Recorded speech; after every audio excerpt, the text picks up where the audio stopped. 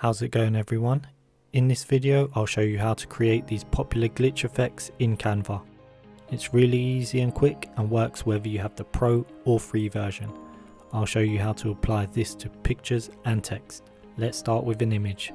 Firstly, open up a new page, change the background to what you want. You can do that by clicking this background color button at the top, then selecting a color. I'll choose a black background. Then upload an image you want to manipulate. I have this image of a person. Click it to add it to the page. Let me just resize it. Click on the image to make sure it's selected. Then at the top, click on effects. It's here that we can achieve all the effects I showed you. If you don't have all the effects, there will be an option to add them. Scroll to glitch and click on see all. Now you can choose to add any of these effects. Split looks good to me. This separates the red, green and blue.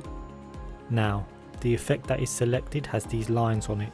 If you click on the icon again, it will reveal the settings. For this one, you can change the amount and angle. You can do the same thing for text. You'll need text with the background removed. If you have the pro version, the option for effects will be available. If you have the free version, you'll need to remove the background yourself. You can do this by downloading the text page as a PNG, uploading it to lunapic.com, click edit in the top menu, then select transparent background. You click on the background, then it will be removed. You can then save the image as a PNG and re-upload to Canva.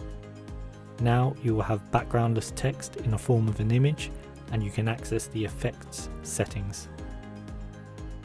Click effects and scroll down to slice. Here you have multiple effects again. Click on the button again to change the settings. This time we can change the number of slices, the offset and position, then click apply. You can also add multiple effects to the same image, so here we can add the slice and the glitch. So there you go, that's how I achieved all the effects. Feel free to play around with it. If you found this video useful, feel free to check out my other Canva videos linked in the description below.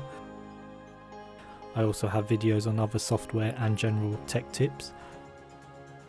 Don't forget to like and subscribe and hit that bell notification so you know when a new video drops. Thanks for watching and I'll see you in the next one.